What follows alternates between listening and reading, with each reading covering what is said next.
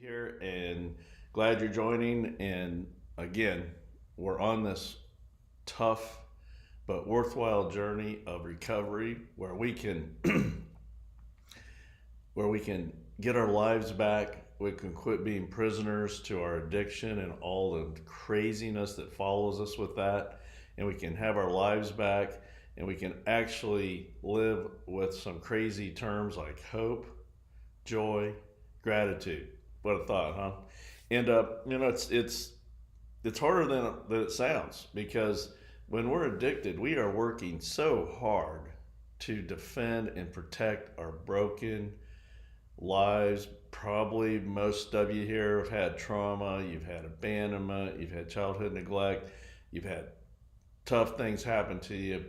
Again, our kind of the premise we have is it's really hard to become addicted if you haven't faced some significant trauma, abandonment, childhood neglect. And I know I hear people sometimes push back a little bit and talk about how we can't use our childhoods as an excuse. Well, that's absolutely true, and that's why we're talking about all this. We want us to take those experiences, to take the pain, the hurt, the mind numbing issues we have in our life and turn those around and go from them being a problem and hindering us and driving us into the ground and living with despair to recovering, getting hope, getting faith, love, and taking those bad experiences and turning them into something great. And I know if you're new in recovery, you are looking at me like I am insane. But if you talk to people who've been in recovery for a while, they'll tell you you only have one choice to make. Do you continue to live with the hurt, the anger, the resentments, the fear of what's happened to us in our past and hiding it with addictive behaviors? Or do we get ourselves on a path to recovery and we take all those bad moments and we turn them into a gift?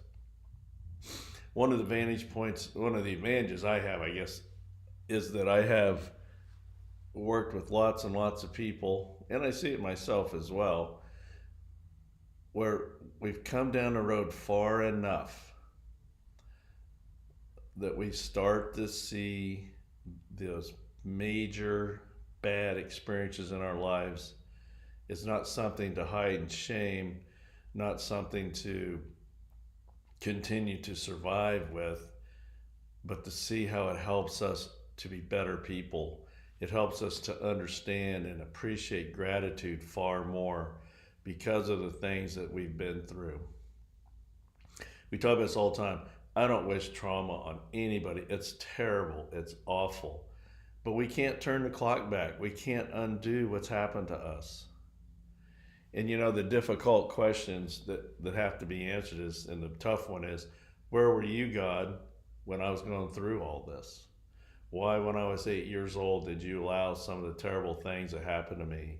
Or why as a child did I lose a very loved one to addiction themselves? Or why did I face abuse?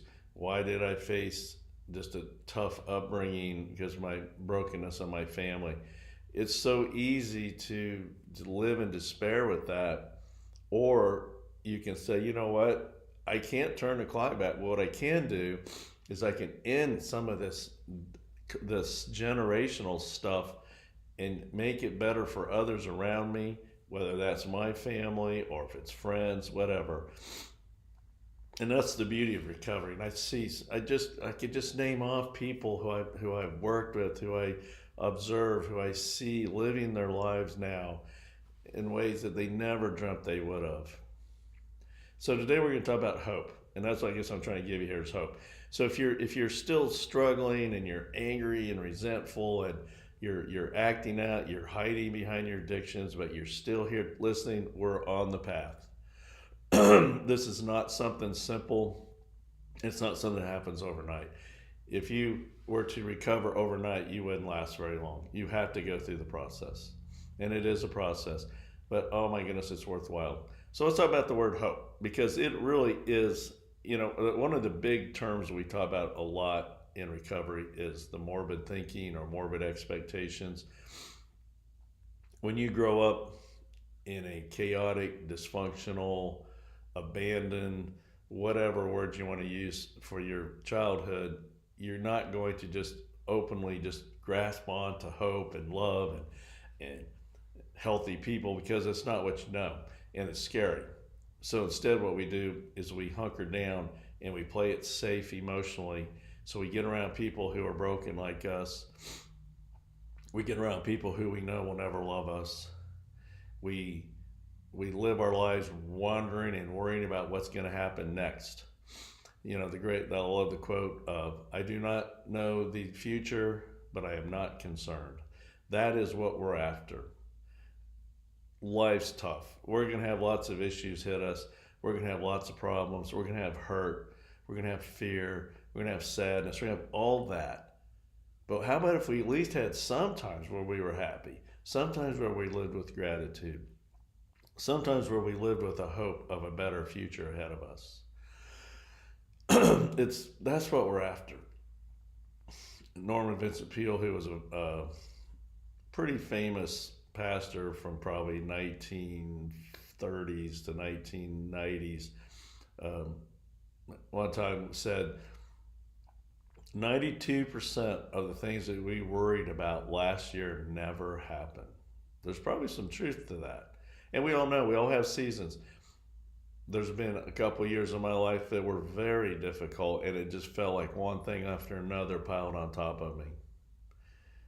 Relationship stuff, financial stuff, all kind of hit me, my family all at once. Difficult, but we got through it. And I'm better for it. And that's what I'm sure you all have, those moments too. So the problem is, when we live with addictive thinking, we're caught up in substances and or compulsive behaviors and or people. None of it works. We keep trying to not have to deal with stuff. So it's easy to get over, spend way too much time in social media looking out there to torture yourselves by all the people that are so happy out there, right? Or we get ourselves into relationships that they're not healthy, they're not satisfying, and we give ourselves up a lot. And we try to control everything. Or, of course, substances, we know that one. But hope, gratitude, these are the things we can do to help us to move forward, to live our lives like the way we really want to. And I almost hate to say that sometimes, because in my really broken states, I don't want to hear about doing well, and I don't particularly want to hear about other people doing well. It kind of makes me mad, actually. And I'm jealous and I'm resentful. So hang in there. You really can get where you want to be. And it's just, it just takes time, and it takes some perseverance. So there's 144 scriptures of hope in the Bible. And hope, what's a couple of definitions here? A feeling of expectation and desire for a certain thing to happen, a person or thing that may help or save someone, grounds for believing that something good may happen, and a feeling of trust. So that's pretty good, right? So I was reading N.T. Wright was talking about Paul, who's wrote almost half of the New Testament in the Bible, and he was a zealous Pharisee. He attacked anybody who did not follow the rules of the Jewish faith, which were pretty crazy. And that included Christians in the early days. He was very cruel to them. And so he said, this is his quote: Paul's lifelong loyalty was misdirected. He had zeal for God, but had not understood what the one God was up to. So think about it this way. Let's change this a little bit. His lifelong loyalty was misdirected. He had zeal for addictive behaviors of substances, compulsive behaviors, and people, but he did not understand what the one God was up to. That fits us, right? Paul was addicted. We're addicted.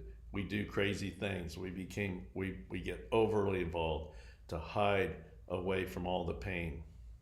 And the thing is, if we can see our lives in a process with a loving God, we can recover. if we see ourselves as a huge mistake that can't be loved, we will never recover. When using feels better than not using, then we're going to keep using. If acting out feels better than not acting out, we're going to keep acting out. If getting into our 33rd broken relationship feels better than being alone for a little bit, we're going to keep being in those relationships. You cannot do this on your own. You have to get yourself into groups. You have to talk to professionals. You have to come to understand what's going on.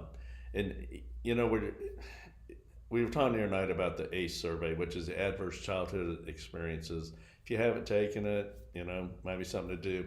And read the research. The research is just amazing on this, how much they have on it. And, basically, so there's 10 questions. It's about childhood neglect, abuse, and I guess dysfunctional parts of, dysfunctional family stuff. And it's a really good survey. They did very well with it. And the higher the score, of course, the more pain you have in your life. The vast majority of people who come to NorthStar, I think we asked around the table the other day, and I think that it was about 3/4 of the room had scored a 6 or above on the ACE. And that's significant because they have a fascinating statistic again about if you score 6 or higher on the ACE, without intervention, you will die on average 20 years younger than someone who scores 0 on the ACE. So you get the point here. Trauma is difficult, and we just don't understand it like we need to. And then what trauma does is it tells us to survive. It tells us to withdraw. Our cortisol levels are way too high. We go into survival mode when we don't need to be. Right now, for some of you, you're right now worrying about everything. You see threats. You hear threats. You live with anger and resentment. None of it works. But you do it because it protects you. It makes sense. And again, I always tell people, if your brain has to choose between surviving or living with hope and love, which one's it going to take? It's going to do survival. It's always going to do that. And your family, if you came to families that were broken, you had to survive. There's nothing safe. You didn't have security. You didn't have safety. You had survival. You had to figure out what you could do as a kid to not get the crap beat out of you tonight. Or you had to figure out what to do so maybe you get some attention. I mean, we could go down the road. And I'm sorry you went through all that. But you did. So you have to choose. Are you going to live with hope and a future? Or are you going to live with survival and resentment and anger? I'm going to read a poem, Richard Cory, by Edwin Robinson. And this is a classic NorthStar poem to me on both sides. But let me read it. Whenever Richard Cory went downtown, we people on the pavement looked at him. He was a gentleman from sole to crown, clean-favored and imperially slim. And he was always quietly arrayed, and he was always human when he talked. But still he fluttered pulses when he said, "Good morning," and he glittered when he walked. And he was rich, yes, richer than a king, and admirably schooled in every grace. In fine, we thought that he was everything to make us wish that we were in his place. So on we worked and waited for the light, and went without the meat and cursed the bread. And Richard Cory, one calm summer night, went home and put a bullet through his head. It's a shocking ending to a poem, but this poem's really, it is about Richard Cory, but it's also about us envying him having a better life than us not seeing the pain in him not showing us the pain. We have all this stuff that we hide, that we envy others about. That's what this is really about. And I gotta say, what a well-written poem. This guy understood all that stuff, how to write poems. But, the Bible's full of recovery stories. It's full of the trauma stories, and we just don't see them sometimes. I think, like I always quote Richard Rourke when he said, he's a Catholic priest. He's just a really awesome writer, philosopher, and he works a lot with recovery. And he believes the Bible's full of recovery stories. It's just they didn't have the language back then that we have now. And like I always tell people, if you want to feel really bad, go to Lamentations in the Old Testament. It's a terrible time in Israel's history, of terrible time of siege of Jerusalem, starvation. It goes on and on. But Lamentations reminds us of the importance of not only mourning over our brokenness, which is full of all those things, trauma, abuse, abandonment, but asking God to forgive us when we fail Him. What a concept. You think about this horrible time, but still we need to find time to ask for God's forgiveness. And let's be honest, if you knew the whole story, Israel, I don't want to say asked for it, that's not the right word, but they didn't listen to God. But Lamentations concerns itself with destruction. And that's what addiction is: total, absolute destruction. It a lot of times isn't fast. It's an ongoing process that we start in our childhood. We declare war on ourselves because there's a lot of wars going on around us, and we continue to build on the shame. We continue to build on the shame. We continue to despise and loathe ourselves and loathe everyone around us. And we live in so much pain and agony that hope is a foreign language word. Love is a foreign language. Faith, all that stuff.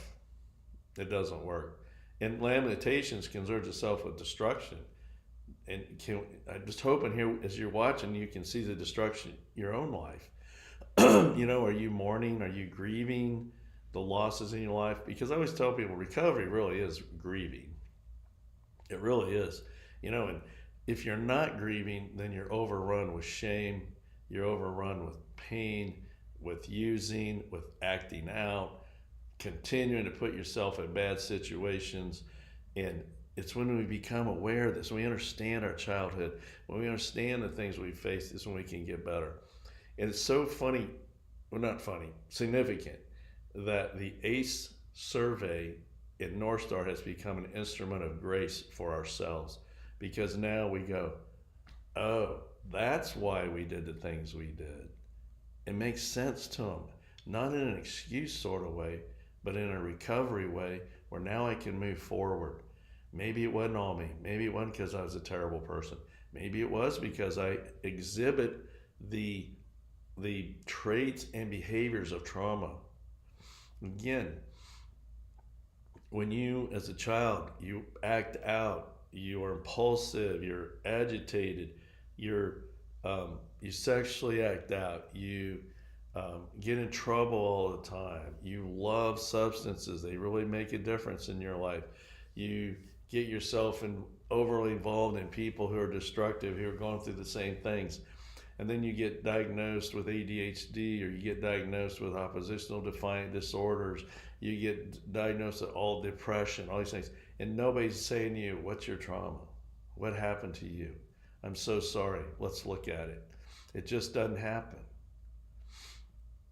And I do think, I may be wrong in this, but I certainly felt pressure too, is that sometimes professionals don't want to hear about trauma because they may have to make some difficult decisions and call CPS, or they may have to, but I think a lot of us, we just don't understand it like we need to. And so I'm just saying today, let's have hope. Let's live our lives with hope. N.T. Wright writes about hope. He goes, hope in this sense is not a feeling, it is a virtue. You have to practice it, like a difficult piece on a violin or a tricky shot at pickleball. You practice the virtue of hope through worship and prayer, through invoking the one God, through reading and reimagining the scriptural story, and through consciously holding the unknown future with the unshakable divine promises. Basically what it means is, are you willing to believe there's a God and that He loves you and wants what's best for you? He goes on to write, hope can be and often is a dogged and deliberate choice when the world seems dark. It depends not on a feeling about the way things were or the way they are moving, but on faith in the one God. This God who made the world, this God who calls us to be people. And people, I love it. It's about what He means to connect and live like we need to. The scriptures, not least the Psalms, makes it clear that God can be trusted to sort things out in the end, to be true to His promises, to vindicate His people at last, even if it has to be on the other side of terrible suffering. I know it's so easy to downplay God, to go, yeah. I know so many people that are godly and they're hypocrites and all that, and it's true. A lot of you have been treated badly in church, but you know what? A lot of you have been treated good too. God is here for you. Get rid of your fourth grade view of God, of this guy sitting in a throne somewhere. God is omnipresent. We believe God created you. God loves you. God has a plan for you. And he was with you throughout all that pain, all that suffering in your past. But he's also here for you in your recovery. And he can be that final thing that can get you past all that craziness that you have. Lamentations 3, I'll never forget the trouble, the utter lostness, the taste of ashes, the poison I've swallowed. Does that not describe you in your throes of addiction? I remember it all. Oh, how well I remember it. The feeling of hitting the bottom. I hope we all do hit the bottom. I hope you've hit the bottom. That's why you're listening here. Think about those nights, those days of the sheer despair, the sheer anger that we had towards ourselves. I sometimes call it the 3 a.m. time when you're alone. You understand at some level how awful things are, how you're wrecking your life, how you hate yourself, how you loathe yourself, you resent everyone around you, you live with depression and agitation. You know what I'm talking about, right? That's why you're watching here. So, and again, I'm not going to go through all Lamentation, but Lamentation was a very, very, very dark time. But there's one thing I remember, and remember, I keep a grip on hope. God's loyal love couldn't have run out. His merciful love couldn't have dried up. They're created new every morning. How great your faithfulness. They're created new every morning. I'm sticking with God. I say it over and over. He's all I got left.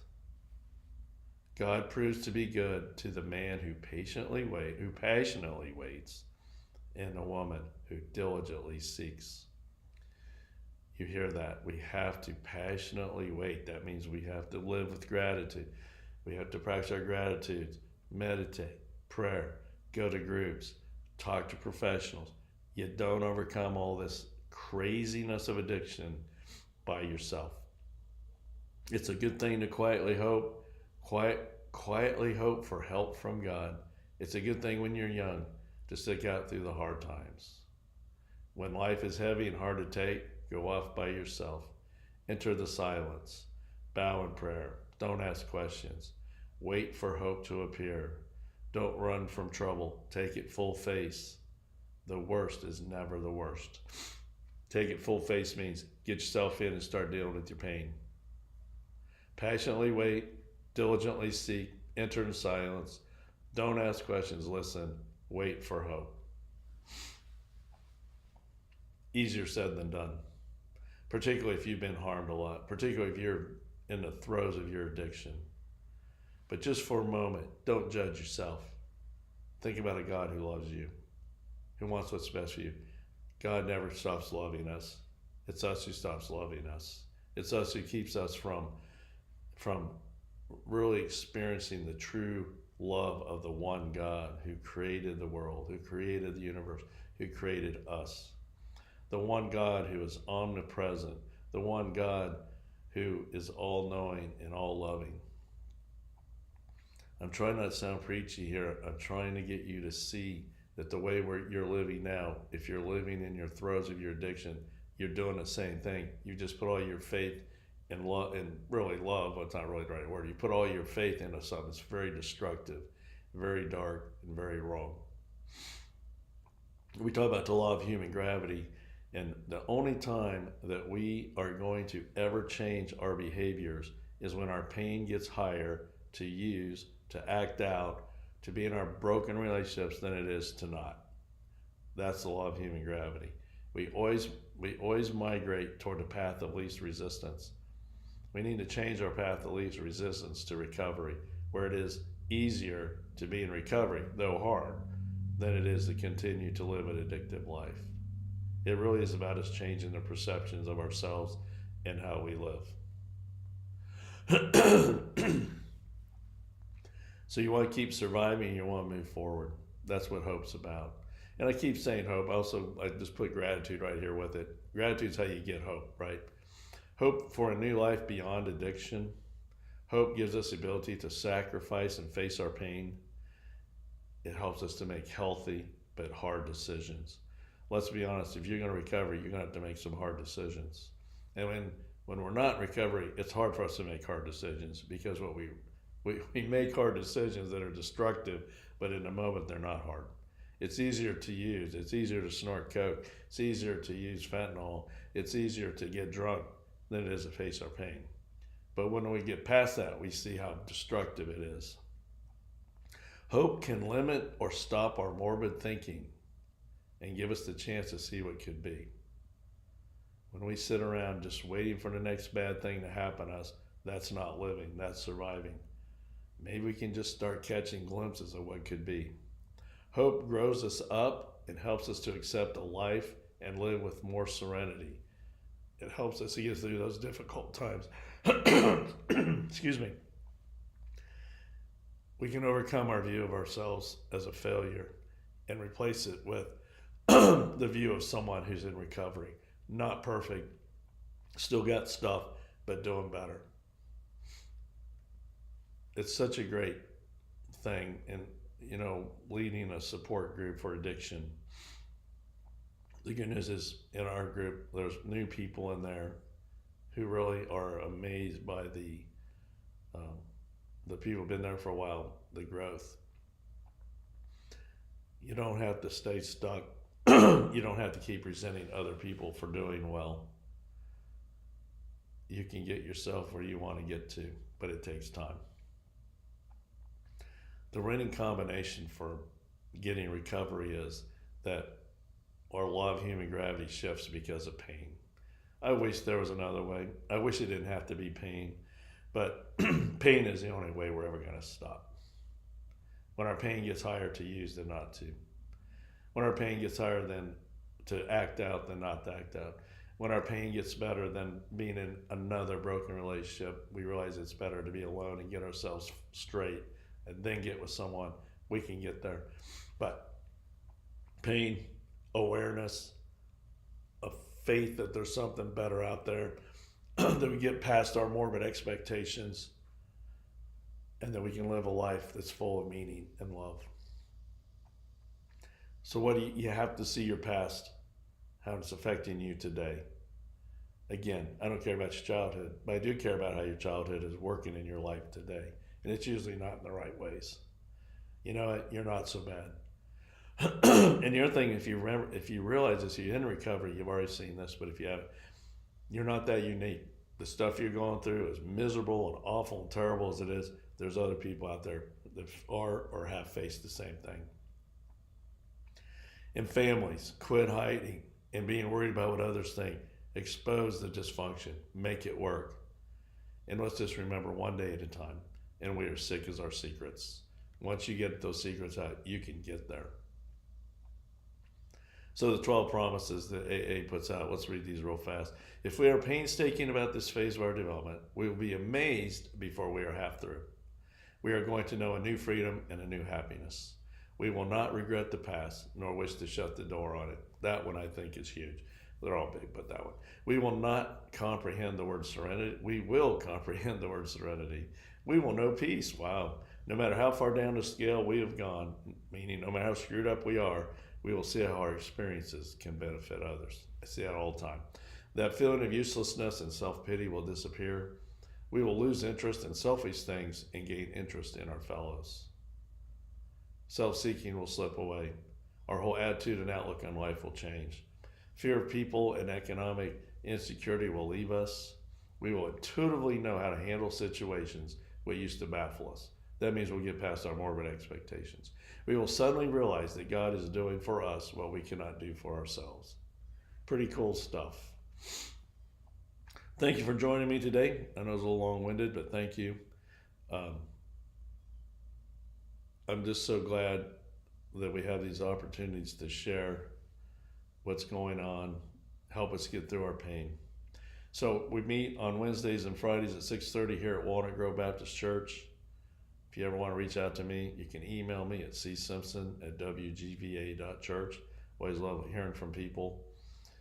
If you're not local, we have meals and we have childcare, so you can come. We'll take care of you. You don't have to say a word. You can just listen. But what you don't want to do is keep living in this mean, agitated, awful, morbid expectation place. You can't have a life full of meaningful life. So thanks for joining me. Let's close with prayer of serenity. God, grant me the serenity to accept the things I cannot change, courage to change the things I can, and the wisdom to know the difference. Living one day at a time, enjoying one moment at a time, accepting hardships as a pathway to peace, taking as Jesus did the sinful world as it is, not as I would have it, trusting that Jesus will make all things right if I surrender to his will, that I may be reasonably happy in this life and supremely happy with him forever in the next. Amen. Thank you for joining. Have a great week.